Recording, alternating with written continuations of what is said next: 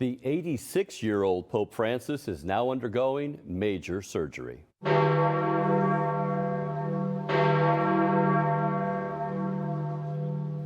Joining us with the story, Church Militant's Rome correspondent, Dr. Jules Gomes. Jules, tell us about Pope Francis's health. A few hours ago, Brad, the Holy See press office, in fact, minutes after Francis had finished delivering his general audience, his Wednesday audience, the Holy See press office told us that he had been admitted to the Gemelli Hospital for major surgery on his abdominal wall. And even as we speak, the Holy Father is under the surgeon's knife.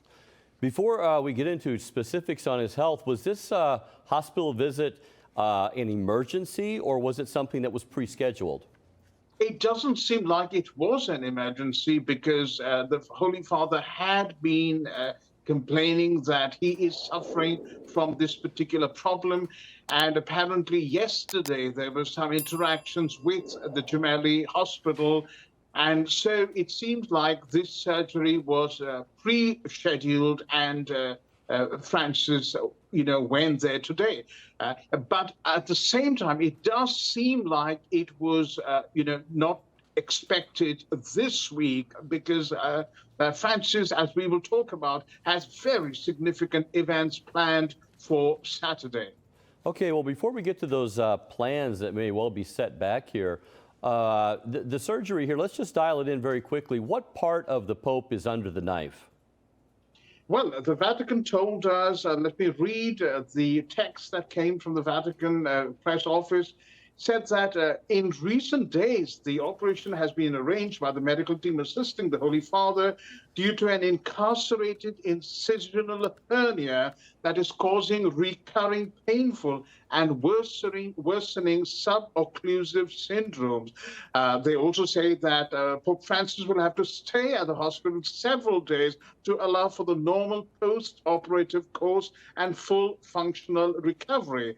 Now, there's a lot of medical jargon that the press office uses in this case, and I spoke to a doctor who has been following Francis's case very closely, and this is what the doctor said. The doctor said, first of all, he's undergoing keyhole surgery, and only if that procedure fails, the surgeon will literally have to cut him open. So as long as it's keyhole surgery, it's not really life-threatening in that sense. He also said that an incarcerated hernia is a part of the intestine or abdominal tissue that becomes trapped in the sac of a hernia, which is the bulge of soft tissue that pushes through a weak spot in the abdominal wall. If part of the intestine is trapped, stool may not be able to pass through the intestine. That is how our doctor friend explained it to us. Is this a new medical condition, Jules, or is this something that's been plaguing the Pope? Well, remember, 2 years ago, in July 2021, Francis had 33 centimeters of his colon removed.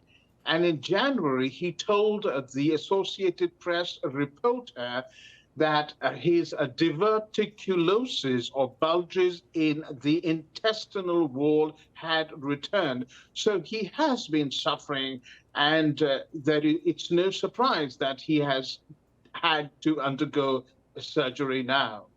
Now, Jules, wasn't the Pope Francis, he was just recently admitted, not that long ago, to the hospital just a couple months ago or so? That was for breathing difficulties, and it was not very long. And, that was treated, and he got out fairly quickly, even joking, I am still alive. So you mentioned about the current plans that the Pope has and projects coming up. What are what's this latest medical issue going to do to those plans and possibly projects? The most important thing, which, one might call it Francis's pet project, his dream, which is based on his very controversial encyclical Fratelli Tutti, is something that is happening this Saturday at 4 p.m. in St. Peter's Square. 30 Nobel Prize winners, the heads of states of a number of governments, associations engaged in climate change and political activism, have been summoned to St. Peter's, and they are going to draft a proposal for human fraternity. This is called the World Meeting on Human Fraternity, and it is organized by the Fratelli Tutti Foundation. So these people are going to draft this document, and they were supposed to present it at 4 p.m. in the evening. Francis was supposed to come and endorse it. And then later, there was going to be celebrations with, great singers like Andrea Bocelli performing, 300 children encircling Bernini's colonnade in a ring, circus entertainers, etc., musicians. And this whole thing was going to go on till 10 o'clock in the night. Now, remember, Fratelli Tutti has been called a Masonic document because not only has it been approved by the Italian Freemasons and the Spanish Freemasons, but also because it talks about the brotherhood of man without the fatherhood of God through the salvific work of Jesus Christ. And that is the main critique against Francis's encyclical Fratelli Tutti.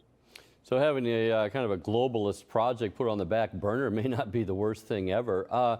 Jules, have you heard, 86 years old, the Pope's in and out of the hospital. This is always serious. You're going to the knife, even just local anesthesia and that. Have you heard any talk about an impending conclave or even, who might be on the Cardinals' short list for future Pope if or when Francis goes to meet his maker? You just mentioned anesthesia, Brad, and our doctor friend told us that at this age, it is not at all a good thing for Francis to be going under general anesthesia. So that is a bit risky, he said. The business about the conclave is, still up in the air. We don't, while there might be clandestine meetings taking place underground, nothing is coming to the surface as yet. No names are being proposed by different groups of cardinals, perhaps because Francis is giving signals that he's very much in the running. So, for example, he is going to Portugal for 4 days from the 2nd to the 6th of August for the World Youth Day. Now, that's a very heavy schedule. And then on the 31st of August, he's flying to Mongolia for yet another round of, meetings and public events. So there hasn't been much talk about this. But if in the eventuality of his death, of course, the Camerlengo Cardinal Kevin Farrell, who unfortunately was very close to disgraced homo predator ex-Cardinal Theodore McCarrick, he will be the person who immediately takes charge of what's going to happen next.